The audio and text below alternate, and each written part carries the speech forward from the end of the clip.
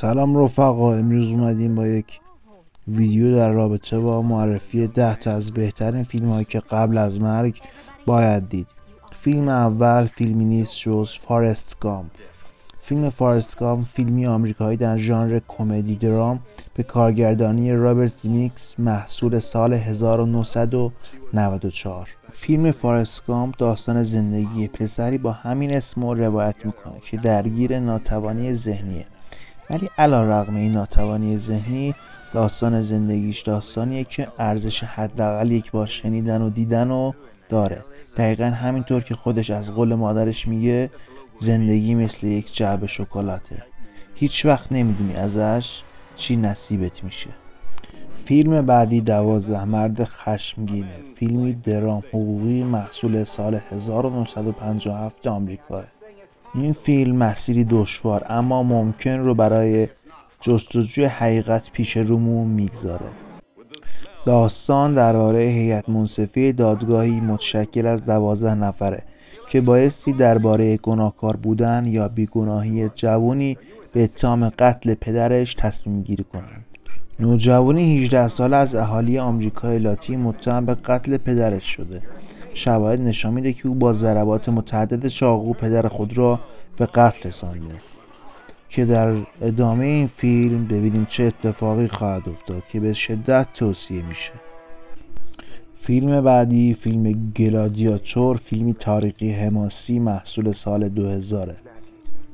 ارتش روم به رهبری ژنرال ماکسیموس بر آخرین گروه بربرها غلبه میکنه و روم رو نجات میده. امپراتور مارکوس آورلیوس در بستر مرگ بدون توجه به پسر مکارش کودوموس از ماکسیموس میخواد تا زمام امور رو به دست بگیره و با تشکیل پارلمان یک جمهوری مستقل پدید بیاره. کودوموس پدرش را به قتل میرسونه و دستور اعدام ماکسیموس و خانواده او را در اسپانیا صادر میکنه. ماکسیموس از مرگ فرار میکنه اما قادر به نجات خانوادهش نمیشه. یک تاجر برده او را اسیر میکنه و به پروکسیمو میفروشه. کارش تعلیم گلادیاتور بوده. بدین ترتیب ماکسیموس راز و رمز گلادیاتوری را میآموزه و لیاقت خود را اثبات میکنه. فیلم بعدی فیلم پرستیژ یا حیثیت، فیلمی دلهره آور و روانشناختی سال 2006 به کارگردانی کریستوفر نولان.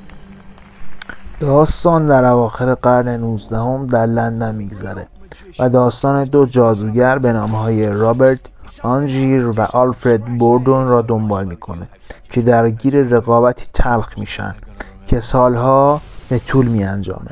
رقابت زمانی شروع میشه که یک ترفند جادویی به طرز غم‌انگیزی اشتباه میشه و منجر به خصومت شخصی بین دو مرد میشه. رقابت اونا در حالی که سعی میکنن با ترفندهای پیچیده و خطرناک از یکدیگر پیشی بگیرن تشدید میشه که منجر به یک سری اتفاقات و خیانت‌ها و جنگ روانی شدید میشه که به شدت این فیلم هم توصیه میشه. The next film is Casablanca، یک فیلم درام رمانتیک کلاسیکه که در سال 1942 منتشر شده. داستان فیلم در طول جنگ جهانی دوم اتفاق میفته و به خاطر نقل قول‌هایی به یاد ماندنی، شخصیت‌های نمادین و داستان بی انتها شهرت داره. بهتر بگم دو عاشق و یک معشوق. داستان دو شهر کازابلانکا اتفاق میفته که پناهگاه پناهندگانی که از اروپا اشغال شده توسط نازی‌ها فرار میکنن. شخصیت اصلی این داستان ریک بلینه، یک مهاجر آمریکایی بدبین و سرخورده که معشوقش رو دوباره در همین شهر کازابلانکا این دفعه با یک عاشق معشوق خودش دیدار میکنه که ببینیم چه اتفاقی خواهد افتاد. فیلم بعدی فیلمی نیست جز فیلم اینترستلار، فیلمی علمی تخیلی و حماسی به کارگردانی کریستوفر نولان معروف که در سال 2014 اکران شده. این فیلم آینده‌ای پس‌خواست‌ساخیز رو نشون میده که در اون بشریت در تکاپوی بقاه و داستان گروهی از فضانوردان رو روایت میکنه که در جستجوی خانه جدیدی برای بشریت از یک کرمچاله عبور کرده و حقیقت سیاره‌های جدید رو دنبال و پیدا میکنن. فیلم بعدی فیلمیه که اکثر شما منتظرش بودین. فیلم اینسپشن به کارگردانی کریستوفر نولان محبوب در سال 2010 منتشر شده. ژانر این فیلم علمی تخیلی اکشن رمزآلوده.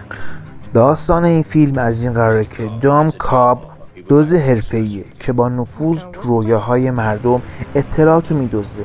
اون استخدام میشه تا یک شروع رو انجام بده، عمل کاشتن یک ایده تو ذهن کسی از طریق رویاهاش، کاری که تقریبا غیر ممکن تلقی میشه. کاب تیمی از متخصصون رو برای این کار گرد هم میاره، اما وقتی اونها عمیق‌تر در ضمیر ناخودآگاه هدف خود میرند مشکلاتی ایجاد میشه که تو ادامه فیلم راجع به این مشکلات بحث و جدل خواهیم داشت.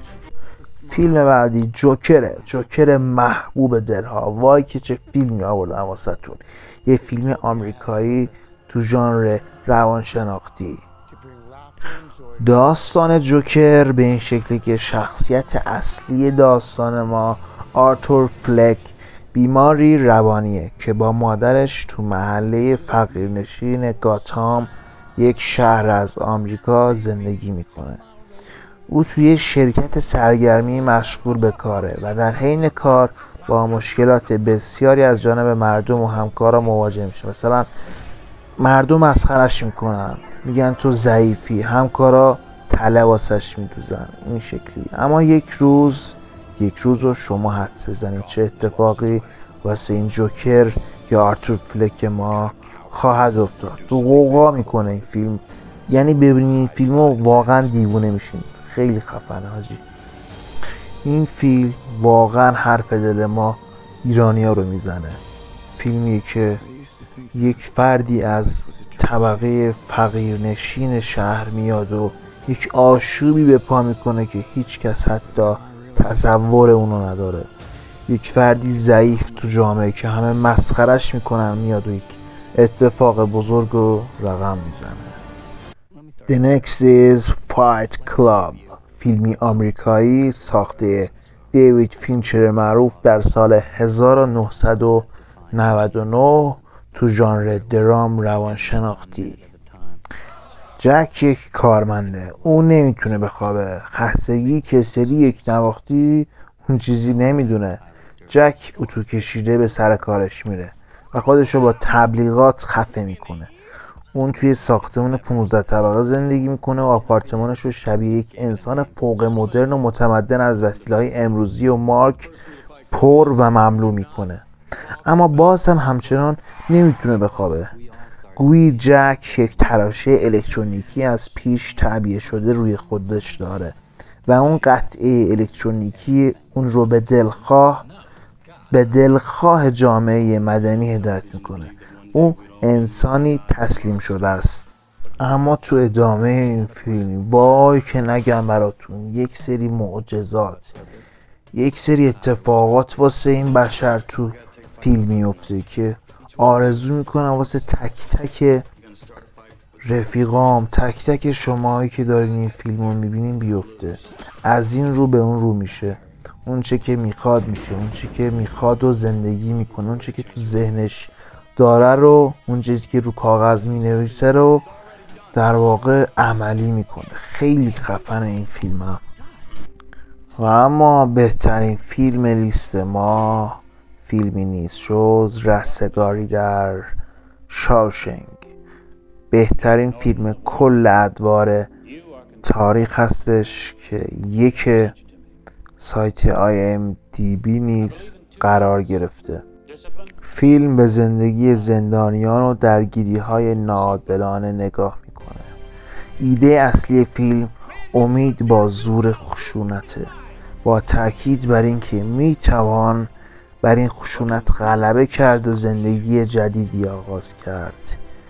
همونطور که گفتم رستگاری در شاوشنگ رو خودتون باید ببینید، خودتون باید تحلیل کنید و ازش لذت ببرید. اگر از زندگی زده شدید، اگر از زندگی خسته شدین، اصلا دور شدین از خودتون، خانواده‌تون، رفیقاتون، توصیه میشه حتما این 10 فیلم رو ببینید و حتما بگین که کدوم فیلم جاش خالی بود.